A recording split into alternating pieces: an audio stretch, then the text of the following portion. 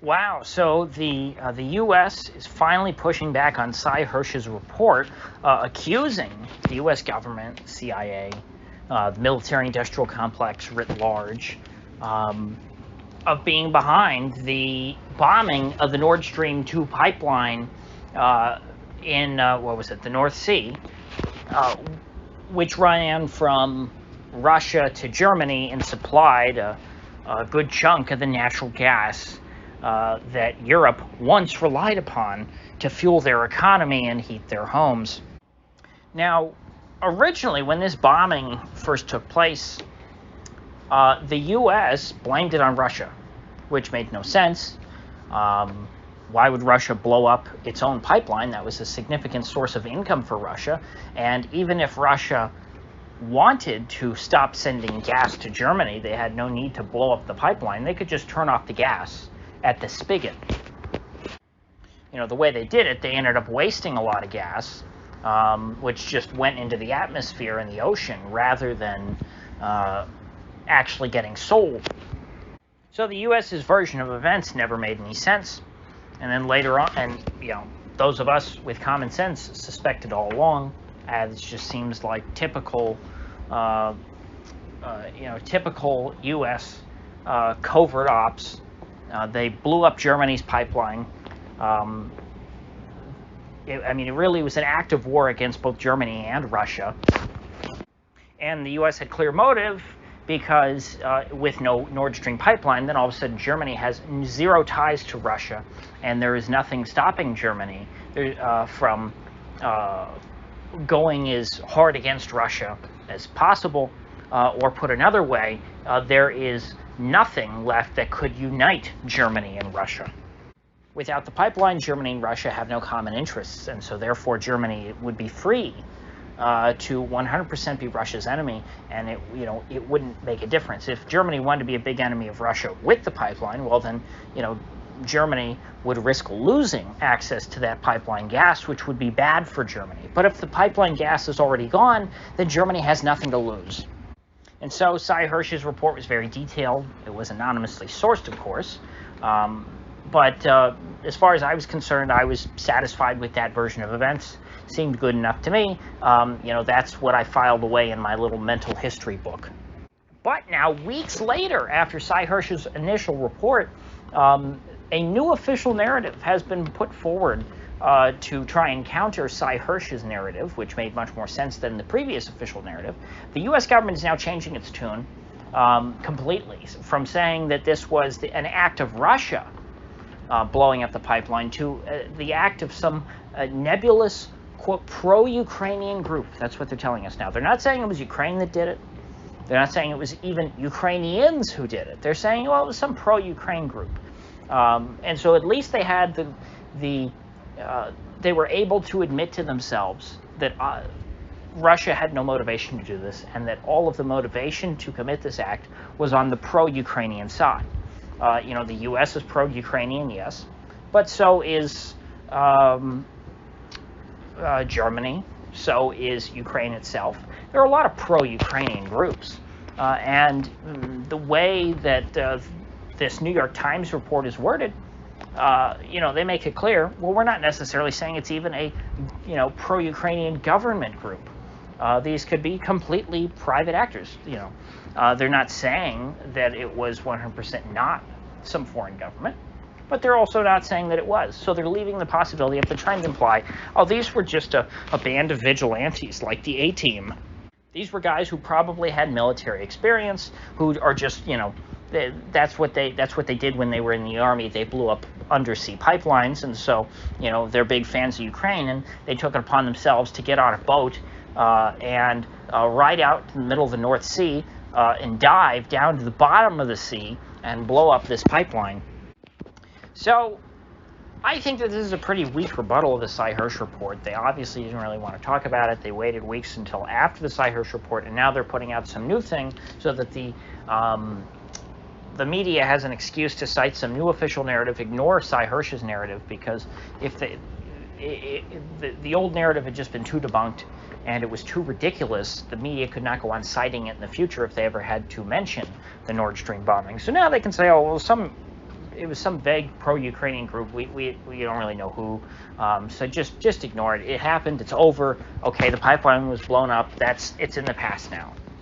Despite the fact that no pro-Ukrainian group had more motive nor means to commit this crime than the United States government. So anyway, I don't like lying. I don't like liars. It really, it is, as the saying goes, all so tiresome. It's really like a bad dream that just never ends, listening to the nonsense that is spouted by my own government. And yes, I know other governments around the world, if I lived somewhere else, those governments would spout nonsense too. But it's just, my government happens to be involved in the most important events of modern history. Since 1941, the U.S. has been involved in pretty much every important historical event. And they just don't know how to stop lying about it. These people have nothing but contempt for us, the electorate, and I have nothing but contempt for them. If you see, your local CIA operative on the street, it would be assault for you to spit in their face, so I will not recommend you do that. But maybe if you spit on the sidewalk in front of them, just to, send a message, a non-violent message, something that is not criminal in your local jurisdiction. Or better yet, you say it to their face, and you tell them, you're a bad person. It's as simple as that. You can't be a member of the CIA and not be a bad person. As far as I'm concerned, you can't work for any federal agency and not be a bad person. Because this is what you're working for. You're working towards the end of Western civilization. That's what you're helping. If you're saying, I'm not doing one of those bad things, I'm doing something to help people. It's like, well, who are the people you're helping? You're helping the worst people in the world. If you're the, some sort of mid-level manager at Raytheon, you can say, well, I don't kill anybody. I don't decide where the bombs go. I just make sure that the gunpowder gets to the factory on time, and I manage the logistics to make sure that we have, enough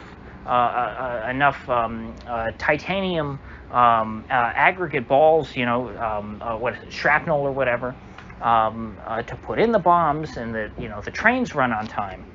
That's my job. I'm not actually dropping bombs on people. It's like, well, no, but if you weren't there, would it be? Are you helping these bombs get to the battlefield? Are you helping them eviscerate the bodies of innocent children in hospitals and elementary schools? Yes, you are. If you're one of these people working in the federal government, even if you didn't plant the bomb yourself, like apparently the boys from Pensacola did, you're still a bad person. You are contributing towards the nuclear annihilation of our species. That's not a minor thing. That's not something to be taken lightly. If someone was an employee of a cult that practiced child sacrifice, which, by the way, is not unheard of in our modern society, if you knew a girl who was a secretary or something there, she didn't participate in child sacrifice or anything. She just filed paperwork and answered the phones at the front desk, let's say a receptionist, even more removed, from the day-to-day business. Do you think that that's like a good, is that an excuse to be working with the people who are committing child sacrifice, to be cashing a check that was signed by a mass murderer? For most people, I don't think so. I think that most people would say, no, that's still bad. She shouldn't do that.